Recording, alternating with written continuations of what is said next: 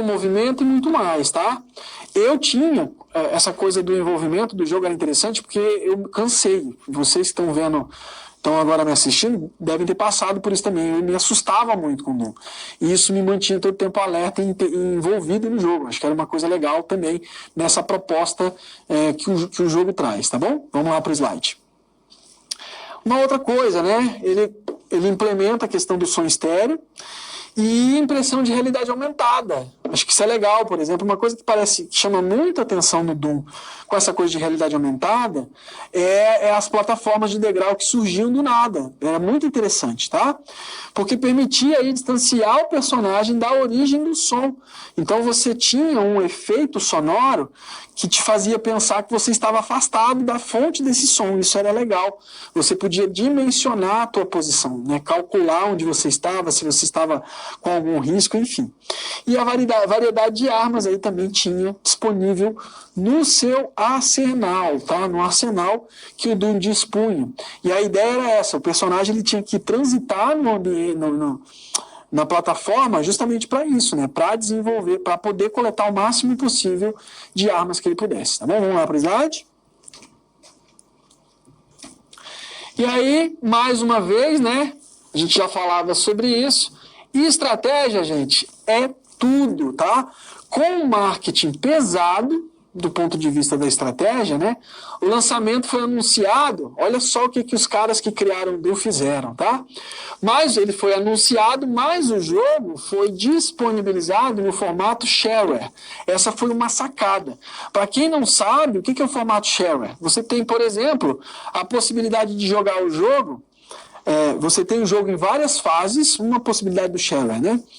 E aí você joga totalmente com todos os recursos, todas as possibilidades a primeira fase. A partir da segunda, você teria que pagar. Então essa foi a sacada da empresa, lançar ele nessa versão shareware, tá? Para mostrar um pouco o produto e aí, a partir dessa amostra, deixar que o consumidor adquirisse, de fato, o produto para jogar. Tá? Dificilmente alguém jogaria só uma fase, por exemplo, e não jogaria mais. Vamos lá para o slide? A primeira fase completa, nesse caso, e gratuita, tá? Caso ele avançar, seria necessária a compra, né, para a liberação do jogo como um todo. Além dele, né, o Mortal Kombat ali, compôs um conjunto de jogos polêmicos por causa do seu alto grau de violência, gente. Alto grau de violência.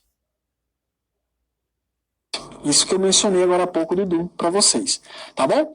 Então isso foi muito questionado na época por causa do público também que consumia os jogos disponíveis, tá bom? Vamos lá para o slide?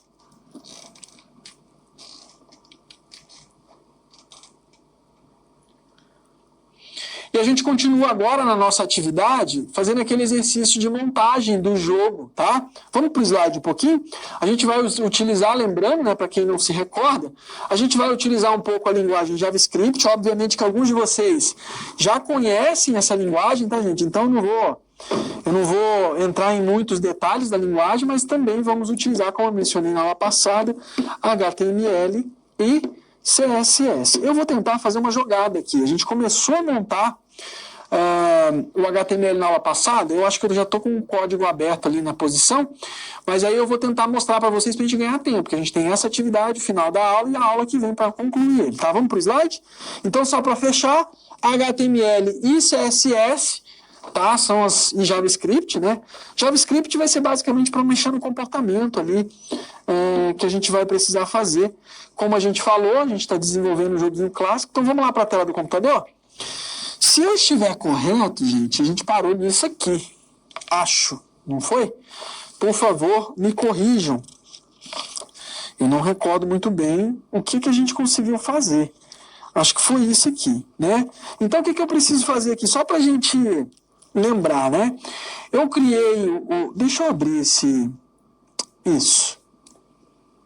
Deixa eu abrir ele aqui para ver como é que ele ficou. Acho que ficou 1, 2, 3 só. Isso, 1, 2, 3, 4, 5, 6, 7, 8, 8. Não estou abrindo certo. Espera lá, gente. Deixa eu abrir aqui o código certo. Vamos lá. Me corrijam, por favor, quem está me acompanhando. se eu tô falando do código certo, tá? Que eu não me recordo onde foi que a gente parou, tá, gente? Deixa eu pegar aqui, eu acho que foi esse.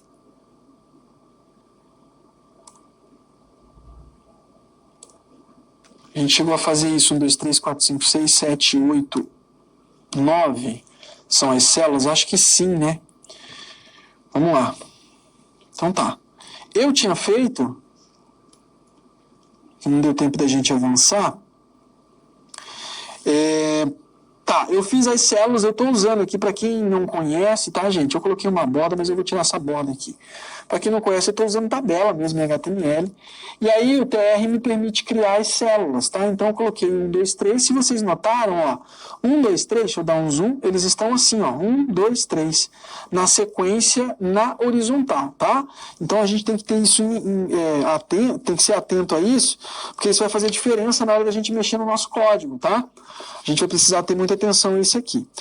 Bom, o que eu vou fazer aqui agora? Vamos criar aqui o CSS para essa página. Acho que é isso. Vamos fazer o CSS só para a gente começar, que eu acho que o CSS vai fazer toda a diferença. Eu vou mostrar algumas estratégias que eu adoto para mexer com coisas como cores, tá?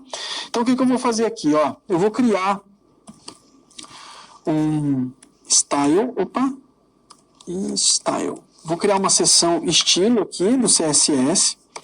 Deixa eu dar um enter aqui, tá? Deixa eu colocar aqui type, type, pronto. E vou colocar aqui teste /CSS, tá?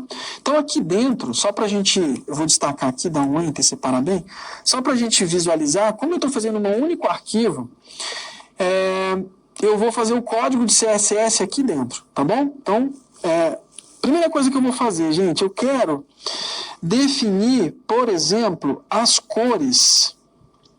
Tá, eu vou só criar o bloco aqui por enquanto, e eu vou mexer com as cores depois, tá? E aí, na sequência, aqui mesmo, debaixo do style, eu vou criar o bloco do JavaScript que a gente vai utilizar. O que eu vou fazer aqui? JavaScript. Script. Vou fechar aqui. E aqui embaixo, ó, então eu estou separando a seção, o bloco do estilo de CSS, e estou já montando a seção do JavaScript também que eu vou utilizar, tá? Deixa eu colocar aqui script, pode ser outra, né? Language.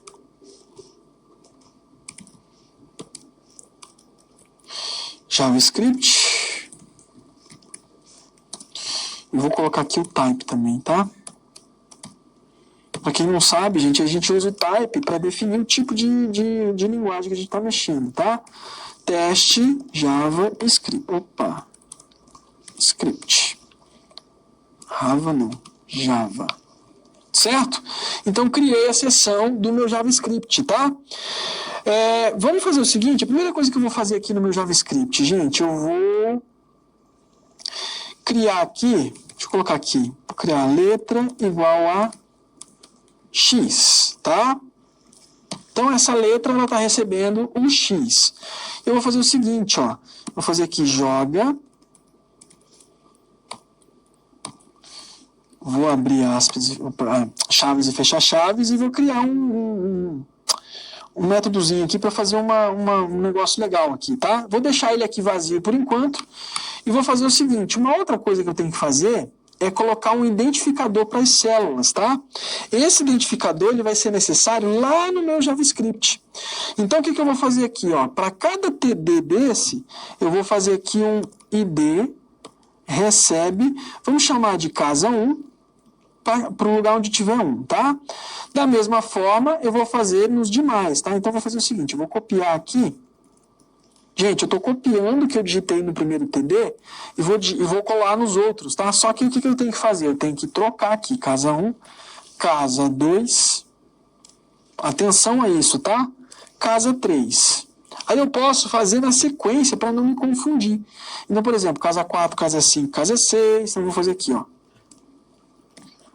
Casa 4, casa 5 e o casa 6. Isso aqui é só o identificador, tá, gente? Depois a gente vai pegar esse identificador aqui e vai usar ele lá no JavaScript. Então tem que ficar atento a isso. Mesma coisa eu vou fazer aqui embaixo, casa 7, casa 8 e casa 9. Tá? Por enquanto, estou fazendo isso aqui. Estou fazendo o identificador porque eu vou trazer depois aqui para o JavaScript. Certinho? Então, ó, o que a gente fez? Criou o bloco de estilo. Deixa eu recolher aqui, ó. Criei o bloco de estilo, que é onde eu vou colocar o meu CSS, e criei um bloco de JavaScript, onde eu vou colocar o meu código de JavaScript. E comecei a identificar as células da minha tabela. Ó. Coloquei um ID e defini aqui um casa 1. Esse casa 1, aliás, né, ele vai ser tanto útil, vai ser útil para o meu JavaScript, tá bom? O código de JavaScript que eu vou utilizar mais adiante. Por enquanto aqui embaixo eu não vou mexer em nada. Opa, deixa eu tirar esse velo aqui. Por isso que não está aparecendo o botão lá, gente. Eu não tinha nem visto, ó. Agora sim, ó, novo jogo, tá? Aqui tem que ser só velo. É o valor. Então ele vai aparecer, ó, nota que eu clico e por enquanto não está fazendo nada, tá bom? A gente vai pausar aqui, vamos continuar no nosso slide. Novamente, né, jogo da velha ali no HTML, no CSS, JavaScript. Vou dar um minutinho aí, para caso de ter alguma dúvida. Já já a gente volta.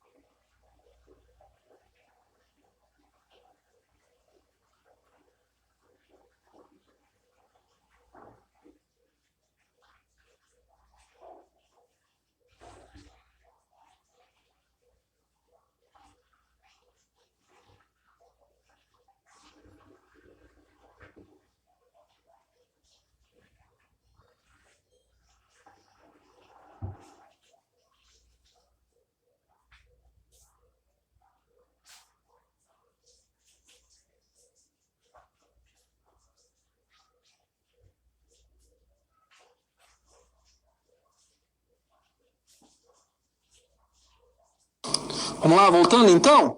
Se alguém tiver alguma dúvida, gente, estou dando uma olhada aqui, mas eu acho que BH mandou aqui, a turma de ADS do Polo Pitágoras Antônio Carlos de BH conseguiu fazer a proposta da prototipagem. Ah, a galera tá mandando aqui dos protótipos, que legal. Acho que da aula... segunda aula, né? Protótipo que a gente fez de jogo. Obrigado, pessoal. Tá, mandaram no Padlet lá, legal. César Fernandes, Polo de ADS, lá do Polo de Pitágoras, Antônio Carlos de BH. Pessoal, obrigadão pela participação de vocês, tá? Vou dar uma olhadinha depois com calma. Eu vou tentar comentar lá dentro do Padlet, tá bom? A gente vai conversando aí. Gente, se alguém tiver alguma dúvida com relação ao JavaScript, eu acho que essa coisa do JavaScript, HTML, CSS com vocês vai ser meio que chovendo molhado aí, né? Porque vocês já viram disciplinas de programação, então talvez eu vou reforçar só e aplicar o conceito da programação que a gente já estudou, que vocês já estudaram, para o contexto da criação desse joguinho simples, tá bom? Então vamos continuar no slide para a gente avançar?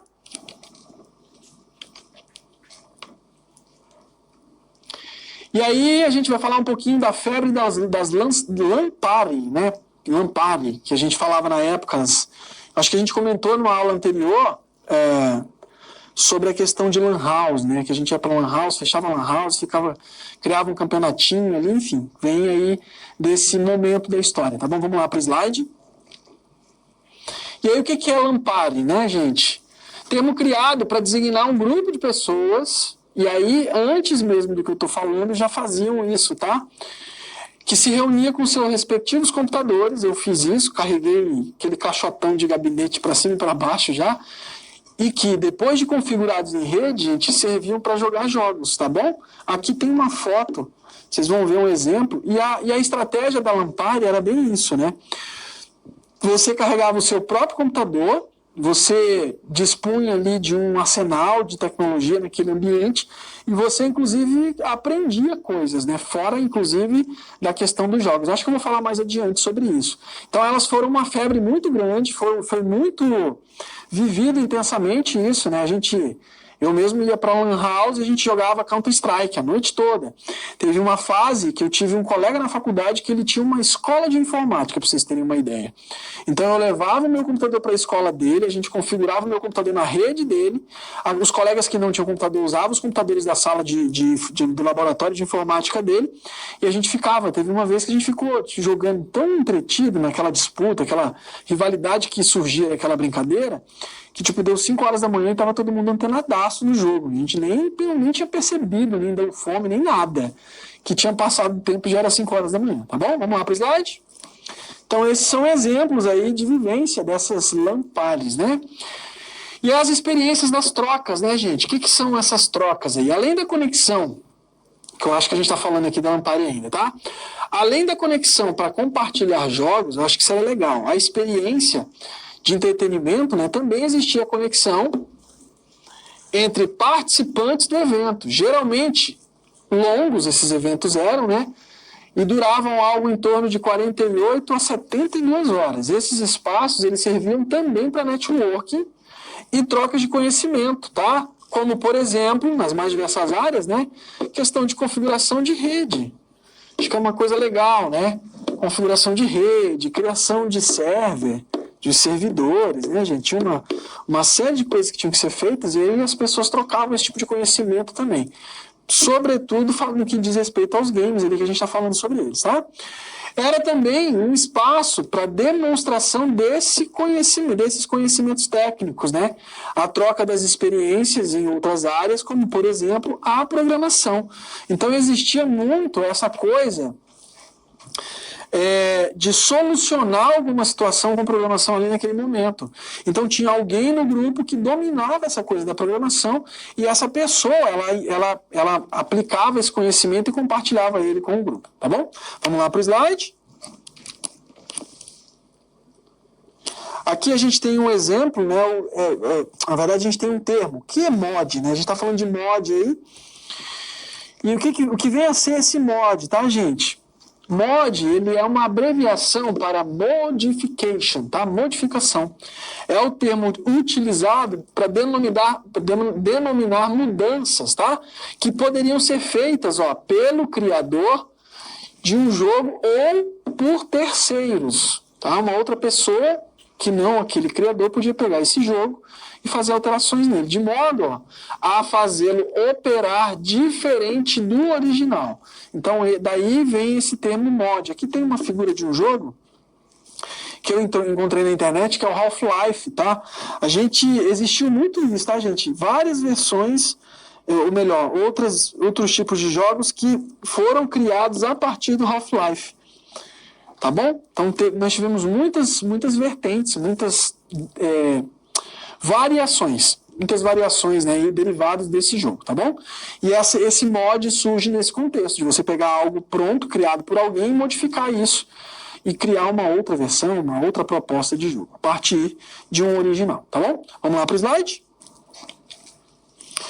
E aí eu vou trazer para vocês aí, uns exemplos de mod, né? Mod e outros jogos. Por exemplo, Counter-Strike, que eu acabei de mencionar com vocês, ele foi um mod que nasceu de onde, do danado do Half-Life, tá bom? E que virou febre nos anos 2000, bem ali, logo no comecinho da minha vida acadêmica. Pouco depois disso, 2003 eu comecei, tá? Garry's Mod também foi um jogo disponível na plataforma Steam, tá, gente? Tá aqui, ó. Também modificado a partir do Half-Life. Half-Life, ele foi pai e mãe de muitos jogos, tá? O 2, dando liberdade para a criatividade no Source Engine, que era a engine de criação do jogo, tá? O Cry of Fear, tá aqui, também criado a partir de uma modificação do primeiro Half-Life. Olha só, eu achei interessante trazer isso para vocês, porque assim, tá, gente, eu resumi. Se vocês olharem no material de vocês, a gente vai ter mais aspectos relacionados a esse surgimento de outros jogos de mod a partir do Half-Life, tá? Então, o Cry of Fear também foi um que foi disponibilizado gratuitamente, ó, na plataforma também do Steam, tá? E o Earth Special Forces é uma das modificações mais antigas, olha lá de quem? Half-Life, tá bom? E é utilizado para recriar o universo do Dragon Ball Z, que também foi febre ali na minha infância. Acredito que tenho pessoas com idade próxima à minha que vão lembrar aí do Dragon Ball Z. Foi febre, acho que na mudança de gerações ali, inclusive. Ficou por muito tempo sendo queridinho aí da garotada. Tá bom? Vamos lá para o slide.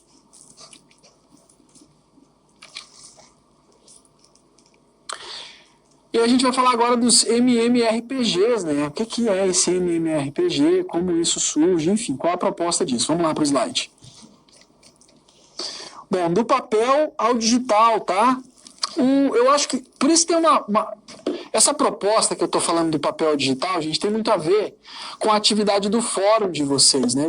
Eu pedi lá no fórum uma partilha de experiência. Eu tive lá algumas partilhas que diziam o seguinte: eu não tive contato com o jogo, mas, por exemplo, do jogo digital, antes mesmo do jogo digital, nós tínhamos jogos de tabuleiro diversos, né? Que nós jogávamos ali quando eram pequenos. E não precisa ser nem tabuleiro, tá, gente? Por exemplo, um jogo que eu joguei bastante antes dos jogos digitais era Dominó. Legal? Então, isso é bacana, porque os jogos também, os antigos, sem ser os digitais, eles foram precursores aí dos jogos digitais, tá? O mesmo vale pro RPG, tá, gente? O RPG, nós tínhamos RPG em papel, depois disso a gente tem aí do papel pro digital. E o que é o RPG? Role Playing Game, tá?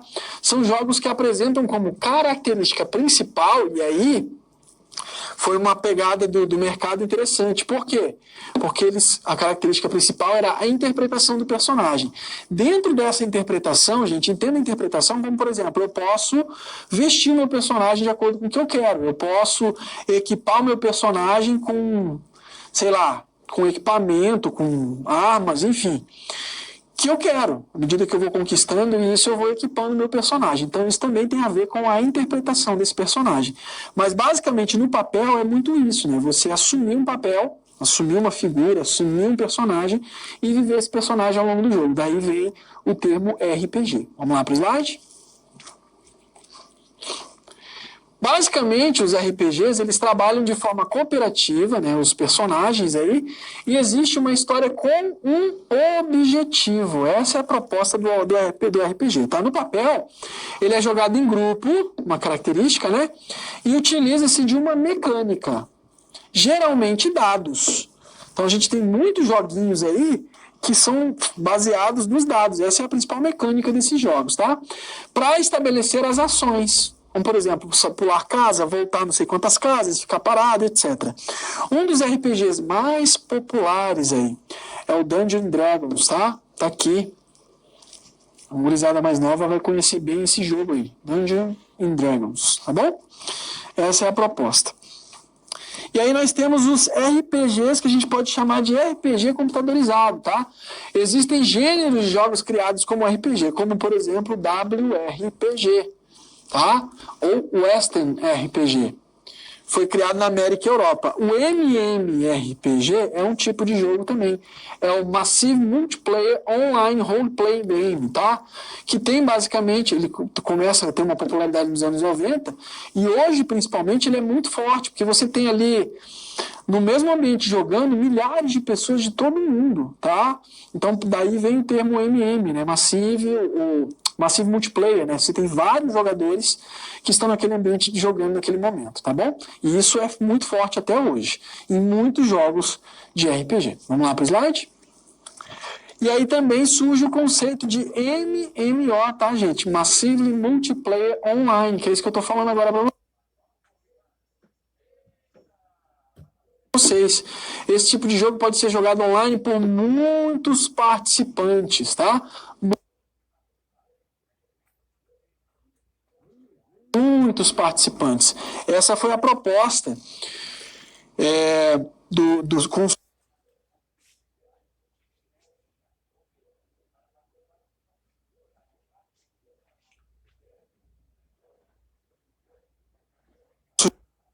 com o surgimento do RPG, do papel ao digital, foi também a evolução, né? A gente tem aí por trás disso, suportando isso, essa coisa do papel para o digital do RPG, a tecnologia também, que a gente já mencionava há pouco, né? A evolução da tecnologia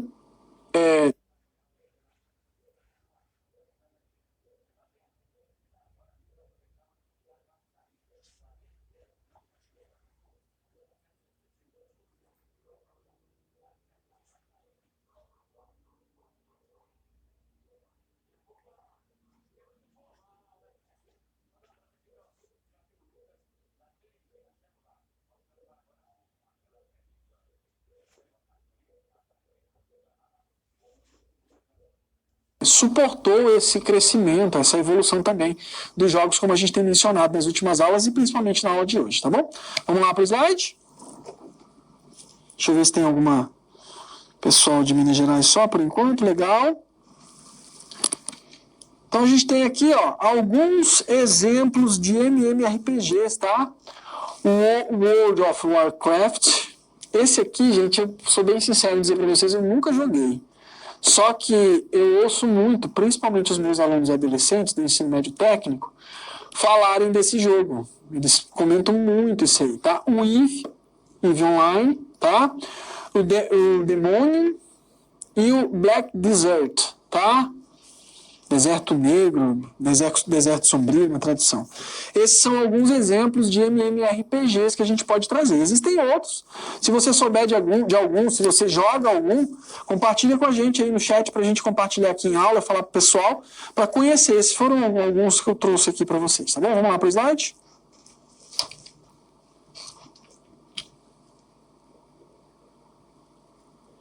E agora a gente começa a entrar na 7ª geração de jogos, falando do aspecto de expansão do mercado de games, que a gente estava comentando do início da aula de hoje, pensando, né? A gente parte agora do princípio de que nessa geração nós já temos as empresas estabelecidas, né? A maioria das empresas de games já estão no mercado, já conseguem se manter, fazer a manutenção do seu produto, manter esse produto com o público consumidor fiel ali, e agora a gente pensa em expansão do ponto de vista tecnológico. Vamos lá para o slide? Vamos falar um pouquinho, antes de qualquer coisa, do RPG 360, tá, gente? O RPG 360, eu vou falar para vocês da falha daqui a pouco, tá? Ele foi um console, foi o primeiro um dos consoles da Microsoft que ganhou espaço ali nos Estados Unidos. Ele foi lançado, o lançamento dele foi urgente, né? E essa palavra aqui, ela é uma inimiga cruel dessas empresas, tá? Por quê? Porque no mês seguinte, na Europa e no Japão, a estratégia da empresa era agressiva, porque eles queriam consolidar uma presença no mercado, tá? Então, ó, o Xbox 360, ele corrigiu falhas graves do seu antecessor, certo? Uma dessas falhas é o botão vermelho que eu falei para vocês. Investimentos em periféricos, como, por exemplo, controle sem fio, tá? Isso aqui também virou febre. Mas mais do que isso, tá, gente? Acho que a Microsoft foi inovadora com esse equipamento, o Kinect. Para quem não sabe o que eu estou falando, o Kinect é um sensor de movimento, basicamente, bem a grosso modo, que você conecta ele no console, né? Você deixa ele na frente do console e ele capta os movimentos do jogador na frente. Então você deixa com o Kinect de necessitar, por exemplo, de um controle para participar de um determinado jogo. Eu já cheguei a ver, por exemplo, os do Kinect com 2 pessoas, né? Então, tipo, jogo de Por exemplo, jogo de bets, jogo de tênis, tá? Então você tinha lá um jogador de tênis ou tênis de mesa também, né? Então você fazia um movimento com a mão, o Kinect captava esse movimento e respondia no jogo dando esse movimento, por exemplo, de se é um tênis de mesa, aquela coisa da raquete batendo na bolinha e fazendo ela voltar para o campo oposto, tá? Então o Kinect é esse sensor que revoluciona o mercado, porque ele permite que o jogador não necessite do controle e isso torna o ambiente mais divertido, né? Aumenta o entretenimento do jogador naquele momento. Acho que isso foi legal, tá bom? Vamos lá para o slide. E aqui vocês estão vendo a figura do Xbox 360, que inclusive está com um controle aqui sem fio. Para quem não conhece o console, tá aí uma proposta para vocês verem, uma figura para vocês verem do console, tá bom, gente? Só para vocês terem uma noção aí do Xbox 360. Vamos lá? E aí a questão das características desse console, né? As características que eu estou chamando de características distintas do Xbox 360. Ele foi avaliado na época positivamente pela crítica, principalmente, né, gente? Como a gente falou, ele corrigiu um bug do seu antecessor, tá? Então isso já fez com que ele ganhasse pontos aí. Mas basicamente ele foi avaliado positivamente porque essa versão de jogos multiplataformas foram avaliados superiores à versão do PS3. Então, na disputa de mercado entre Sony e Microsoft, ele foi, na avaliação, né, ele foi superior do que o seu concorrente, da empresa concorrente, da Sony, do que o PSP não, né? PS3, tá? O PlayStation 3. Uma vez que esse console da Sony era difícil de programar, tá, gente? Essa foi uma falha bem grave assim da Sony. Não foi uma falha que chegou a significar uma perda, né, elevada para a empresa, mas que atrapalhou bastante a empresa porque ela tinha uma plataforma de difícil programação. Tá? Dificultava, por exemplo, a criação de jogos para a plataforma. E aí se tornava um pouco complexo. Isso fez com que a Microsoft se destacasse na comparação ao Xbox 360, se destacasse na comparação com o seu concorrente, o PlayStation 3, tá bom? Vamos lá para o slide. E aí a gente vai falar de uma outra característica de mercado, né? A gente tem gravado na história aí, ela foi gravada como Oceano Azul, gente. O que é esse Oceano Azul, tá? Oceano Azul é um conceito estratégico de mercado que consistiu naquele momento em diferenças dos oceanos, né, vermelhos. Eles chamavam o que de oceano vermelho, gente? Áreas manchadas de sangue. Era um termo até agressivo, né? Mas basicamente eles diziam que a área vermelha era a área de disputa de rivais. Então o que a empresa começou a chamar de Oceano Azul? Eles começaram a chamar de Oceano Azul uma fatia do mercado que ainda não estava sendo explorada. Portanto, uma fatia que não sofria com disputa aí entre as grandes empresas de games, tá? Os oceanos azuis, como eram conhecidos, eles são regiões ainda não exploradas, tá bom? Com potencial de crescimento e navegação sem preocupações. Nintendo dominou o mercado por muito tempo sob esse conceito. Essa foi a sacada da Nintendo, tá, gente? Eles chamavam de Oceano Azul uma área não explorada, uma área ainda por ser descoberta com relação ao mercado de games, tá bom? Vamos lá para o slide. E aí, estratégia Wii, né? O que a gente está chamando de estratégia Wii? Shigeru Miyamoto, responsável pelo projeto, adotou a filosofia que as mães precisavam ser consideradas no desenvolvimento dos jogos, né? Pois elas é quem compravam os consoles. Então eles começaram a pensar jogos levando em consideração a opinião das mães, porque quem comprava os consoles eram as mães. E aí, na compra do Wii, o console era dotado do jogo Wii, né, que chama de jogo Wii Sports, com 5 diferentes jogos. E a proposta dos jogos que estavam nesse console era justamente chamar a atenção das mães. Na compra de um segundo controle, por exemplo, uma estratégia que a empresa adotou, o jogador recebia um pacote Wii Play, tá? Com outros jogos, como sinuca e pescaria. Então, por exemplo, foi uma outra estratégia, um pouco diferente do que a Microsoft adotou, que a gente já havia conversado agora há pouco, mas surtiu um certo efeito, porque garantiu uma posição, garantiu a manutenção da posição da Nintendo no mercado naquele momento. Certo? Vamos para o slide? A gente está caminhando para o nosso finalzinho, vai voltar para o jogo lá para fazer mais algumas coisinhas e a gente vai falar agora. E a Sony, né, gente? Nesse contexto todo, Microsoft, Nintendo lançando um Wii ali, e a Sony? Bom, a Sony ela continuou investindo em jogadores hardcore, que eles chamam, né? Jogadores hardcore com jogos exclusivos, né? God of War 3 foi um jogo que a Sony investiu muito nele para esses jogadores, né? Jogadores hardcore, gente, para quem não conhece o termo, são jogadores que nem workaholic, né? O termo workaholic é um termo em inglês para dizer que é uma pessoa que trabalha muito, né? Hardcore também, são pessoas que se desafiam muito nos jogos, que jogam muito e que dominam o jogo muito facilmente. Então eles investiram, por exemplo, nesses jogos. God of War 3, Metal Gear Solid 4, tá? Heavy Rain, no outro jogo. Esses três aqui, ó, eu não conheço, tá, gente? Heavy Rain, não sei se alguém conhece. Little Big Planet 2. E esse camarada aqui também, ó, joguei bastante. GTA V, GTA Vice City.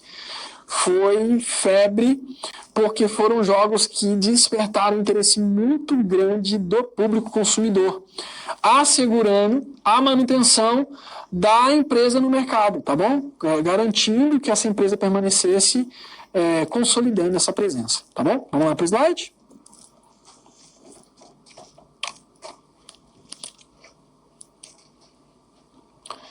E o jogo da velha? Vamos ver o que a gente está fazendo no jogo da velha?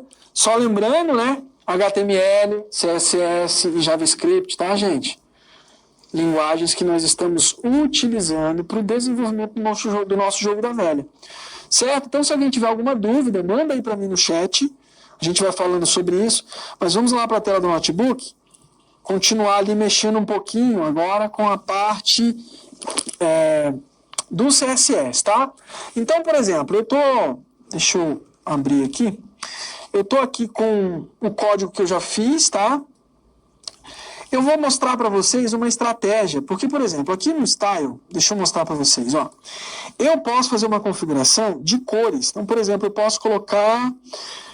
eu vou criar aqui um seletor.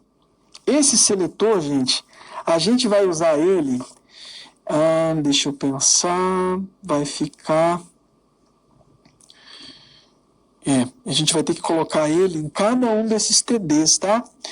Eu vou criar aqui ainda, depois desse D casa 1, que é o identificador, eu vou criar um class, ó, class, tá? Igual, abro aspas, e eu vou chamar esse class aqui de, deixa eu olhar aqui minha página, eu vou chamar de casa, tá? Case game. O que eu estou dizendo? Ó, eu estou definindo que todo TD vai ser uma class chamada CaseGame, tá? Eu vou mostrar para vocês, deixa eu copiar assim, ó. Isso aqui não preciso mudar, tá, gente? Então, vou colar aqui, para cada TD desse, eu vou chamar uma classe, vou criar um seletor para ela, né, como class, e vou dizer que esse seletor se chama CaseGame, tá? Vou colocar aqui também, em todas as células, em todas as casas que eu vou usar para o meu jogo, ó. Tá? Então eu estou criando uma class e essa class eu estou chamando ela de CaseGame, certo? O que eu vou fazer aqui? Ó? Eu vou criar um seletor lá no meu style, no meu CSS, para formatar essa célula. Até esse momento eu salvei, vim aqui, atualizei a página e não teve mudança nenhuma, tá? Então o que eu vou fazer agora? Lá no meu style eu vou criar um seletor. Como eu estou usando class aqui, eu chamo esse seletor, né, essa classe, eu chamo ela com um ponto aqui dentro. Ponto CaseGame, tá? Tal qual está aqui, ó. Eu estou usando como case, tá? Primeira letra maiúscula, do case e primeira letra do game maiúscula, tá bom, gente? Isso. O que eu vou fazer? O case game aqui, vou abrir chaves e vou formatar isso. Ctrl S, olha lá. Primeira coisa, eu quero colocar uma cor de fundo, tá? Então, para eu colocar cor de fundo, eu tenho uma propriedade aqui no CSS chamada background. Vamos colocar aqui, ó, background, tá? Eu posso colocar essa cor, gente, usando um código hexadecimal. Qual que é a sacada que eu ia mostrar para vocês? Eu tenho um programa aqui, deixa eu chamar ele aqui. Inkscape, ele é uma espécie de versão gratuita do CorelDRAW, tá, gente? Eu posso escolher uma cor a partir de um software que eu tenho de edição de imagem, tá? Então, ó, eu poderia pesquisar uma cor na paleta de cores na internet? Poderia, sem problema, tá? Mas aqui eu posso, por exemplo, criar uma formatação específica. Quando eu vou criar um quadro aqui, deixa eu tirar a borda disso, ó, ele tá vermelhão, né? Se vocês notarem, no meu caso aqui, ele aparece aqui, ó, tem essa opção, deixa eu fechar isso, ele mostra para mim preenchimento e contorno e tem uma paleta de cores, é RGB. A de alfa, tá? Então eu posso, ó, movimentar as cores aqui e selecionar. Então, vamos supor que eu queira esse roxinho claro. Quando eu movimento, ó, observa aqui esse campo aqui embaixo, ó, RGBA, tá vendo aqui? Quando eu movimento a cor, ele vai mudando o código. Esse código aqui é o que a gente chama de código hexadecimal, tá? Então o que eu vou fazer? Eu só não vou pegar esse FF final, porque esse FF final é do alfa aqui. Eu quero pegar o R, o G e o B. Então são dois códigos por cada uma das cores, tá? Então eu vou copiar as 6 primeiras e vou levar lá para o meu código. Opa! Ó, o background está aqui. O que eu faço para colocar a cor? Eu coloco cerquilha e Ctrl V na cor do código. Olha lá, ele já puxou para mim, ó. A mesma cor que estava lá. Ah, Léo, mas eu não gostei dessa cor. Inclusive, você pode fazer aqui também, tá, gente? Porque esse editor que eu estou usando, o VS Code, ele tem isso, tá? Eu posso, por exemplo, navegar nas cores aqui, ó, e escolher uma cor específica. Ctrl S. Então, o que eu fiz? Ó, criei um seletor, uma classe. Nota que eu seleciono aqui, ó, ele já mostra para mim. Se não tivesse selecionado aqui, eu tinha digitado alguma coisa errada, tá, gente? Fica atento a isso. Salvei. Fui no meu navegador, ó, olha lá, acabei de aplicar uma cor de fundo ali. Por enquanto eu vou deixar os números, a gente vai tirar isso na próxima aula, mas já apliquei um CSS ali no meu código, legal? Então a gente vai parar por aqui, a gente vai avançar no CSS na próxima aula. A próxima aula nossa ela vai ser muito mais prática, porque eu tenho muito código de JavaScript para fazer para vocês, tá bom? Vamos lá pro nosso slide. Deixa eu ver se tem alguma dúvida, né?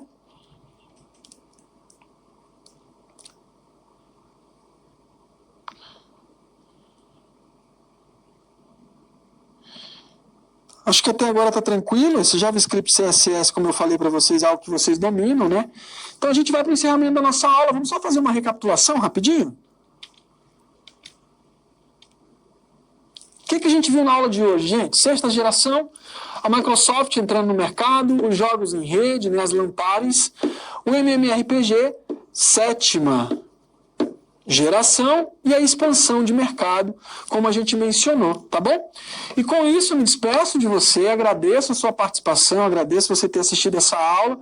Espero que a próxima a gente faça muito mais prática, se vocês quiserem acompanhar com o código, a gente se vê na semana que vem. Valeu, gente. Até mais.